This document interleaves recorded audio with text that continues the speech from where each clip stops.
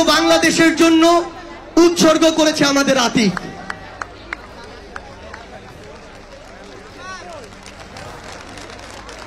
আতিকের পাশেই রয়েছে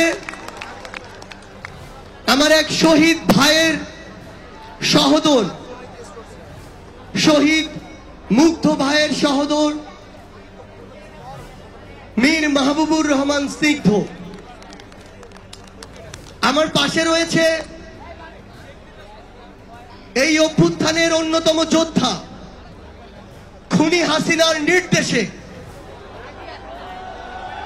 খুনি শেখ হাসিনার নির্দেশে জনগণের ট্যাক্সের টাকায় কেনা বুলেট যার মুখকে ঝাঁঝরা করে দিয়েছে।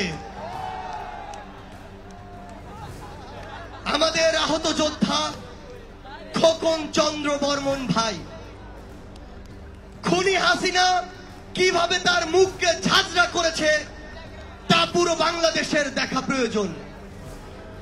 আমি আমাদের খোকন ভাইকে অনুরোধ করব, পুরো বাংলাদেশের সামনে তার উৎসর্গকৃত পুরো বাংলাদেশের বদনখানি উন্মোচন করার জন্য।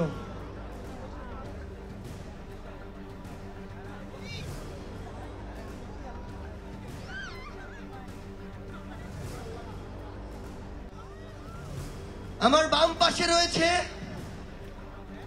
আমার এক শহীদের মা, শহীদ আহনাফের মা, কলেজ পড়ুয়া শহীদ আহনাফের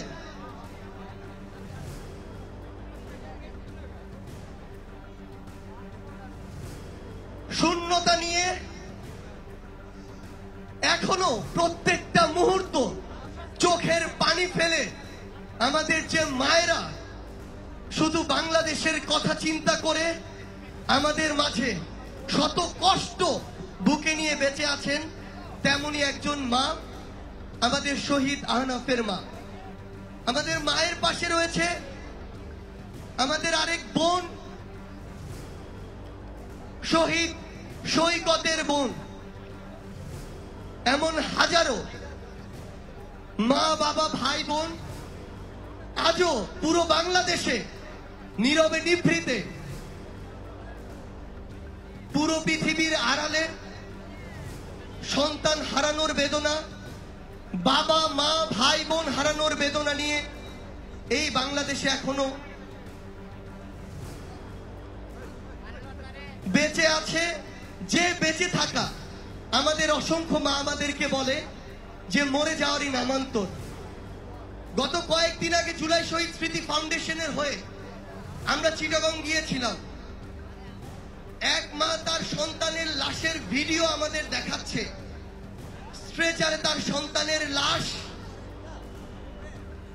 সন্তানের মাথার পাশে একটা গামছায় তার সন্তানের মগজ, খুনি হাসিনার বুলেটে তার সন্তানের খুলি মাথা থেকে আলাদা হয়ে মগজ শরীর থেকে আলাদা হয়ে গিয়েছে। এবং আমাদের মা সেই জন্মের পরে যেভাবে পরম যত্নে বছরের পর বছর একটি সন্তানকে লালন পালন করেছে, সেভাবে সেই পরম যত্নে শহীদ হওয়া সন্তানের মগজকে আগলে রেখেছে। আমরা আসলে কিসের উপর দিয়ে এই বাংলাদেশে এখনো রয়েছি? এই অভ্যুত্থানের সাথে সম্পৃক্ত প্রত্যেকটি মানুষ, প্রত্যেকটি জীবন, আমরা সেটি জানি।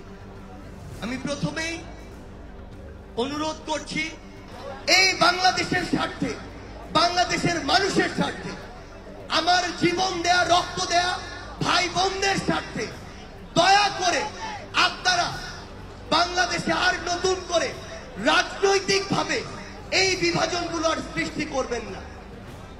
দয়া করে যখন আপনাদের সামনে দেশ আসবে, দেশের মানুষ আসবে, তখন সবকিছুর ঊর্ধ্বে আপনারা দেশ এবং দেশের মানুষকে প্রায়োরিটি দিবেন।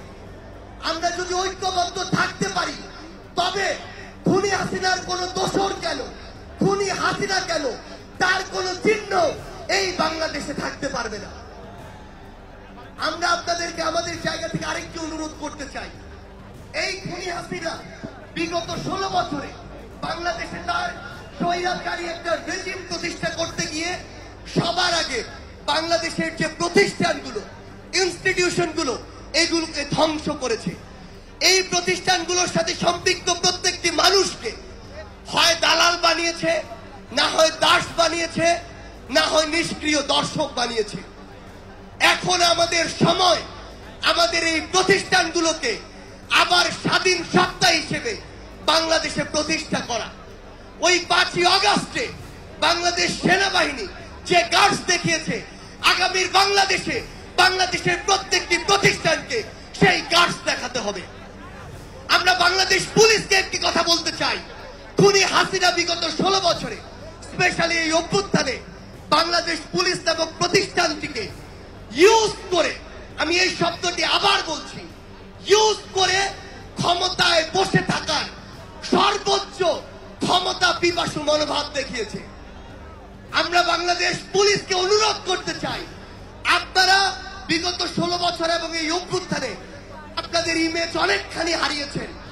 এখন সময় এসেছে আপনাদের এই ইমেজ পুনরুদ্ধার করার।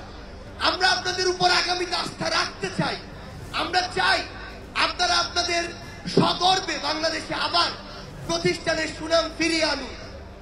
তবে এটি শুধুমাত্র আপনারাই করতে পারবেন এবং আপনাদের কাজের মাধ্যমে করতে পারবেন। আমরা চাই এই অভ্যুত্থানে যারা আমাদের শহীদ ভাই রয়েছেন, আহত যোদ্ধা রয়েছেন, তাদের বিচার এই বাংলার মাটিতে, তাদের হত্যাকাণ্ডের সাথে জড়িত যারা আছে, তাদেরকে যারা রক্তাক্ত করেছে, তাদের বিচার এই বাংলাদেশের মাটিতে নিশ্চিত করার জন্য আপনারা আপনাদের জায়গা থেকে সর্বোচ্চ চেষ্টা করুন। আপনারা যদি এই চেষ্টাটুকু করেন এবং বাংলাদেশকে আমাদের যে জুলাই অভ্যুত্থানের স্পিরিটের জায়গা, সেই জায়গায় নিয়ে যাওয়ার জন্য সর্বোচ্চ চেষ্টাটুকু প্রশাসন থেকে মাঠ পর্যায়ে করেন, তবেই আপনাদের উপরে আমাদের আস্থা ধীরে ধীরে ফিরে আসবে। পরিশেষে শুধু আপনাদের প্রতি একটাই অনুরোধ, এত রক্ত, এত জীবন, এসবের বিনিময়ে 2024-এর ছাত্র জনতার যে অভ্যুত্থান, তরুণ প্রজন্ম থেকে শুরু করে বাংলাদেশের প্রতিটি মানুষের যে আশা, আমরা যেন ব্যক্তিগত জায়গা থেকে সেই আশার সাথে বিশ্বাসঘাতকতা না করি। আমরা যেন ব্যক্তিগত পারিবারিক সুবিধার জন্য একজন যোগ্য মানুষকে বিভিন্ন উপায়ে পিছনে না ফেলি। আমরা যেন নিজের স্বার্থের জন্য তদবির করে একজন যোগ্য মানুষকে তার স্থান থেকে সরিয়ে না দেই। সরকার যতই চেষ্টা করুক, প্রশাসন যতই চেষ্টা করুক, আইন শৃঙ্খলা রক্ষাকারী বাহিনী যতই চেষ্টা করুক, আমরা যদি ব্যক্তিগত জায়গা থেকে আমাদের দায়িত্ব পালন না করি, তাহলে যেই বাংলাদেশের স্বপ্ন আমরা দেখছি, সেই বাংলাদেশ প্রতিষ্ঠা করা সম্ভব নয়। কিন্তু আমরা প্রত্যাশা রাখি এই তরুণ প্রজন্মের কাছে, যারা এই অভ্যুত্থানের নেতৃত্ব দিয়েছেন, আপনারা সামনে থেকে এই অভ্যুত্থানের স্পিরিটকে সামনে রেখে আমাদের কাঙ্ক্ষিত বাংলাদেশ প্রতিষ্ঠায় অগ্রসেনানীর ভূমিকা পালন করবেন। শেষ করতে চাই, যেই স্লোগানগুলোকে বুকে ধারণ করে এই অভ্যুত্থানের শুরু থেকে শেষ পর্যন্ত আমরা লড়াই করেছি, আমরা একসাথে সেই স্লোগানগুলো দিতে পারবো কিনা? আমরা দিতে পারবো একসাথে সেই স্লোগানগুলো?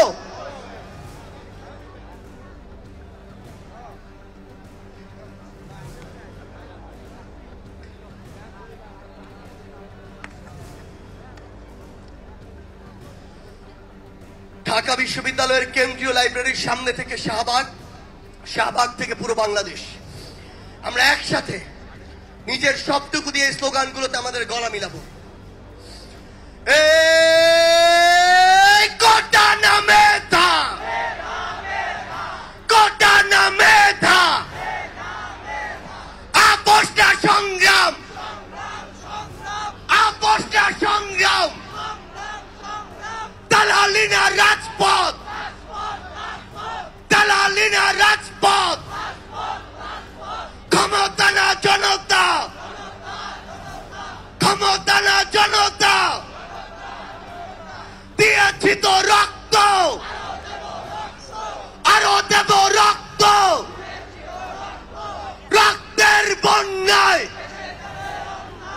শেষে যাবে অন্যায়, আবু সাইদ মুক্ত,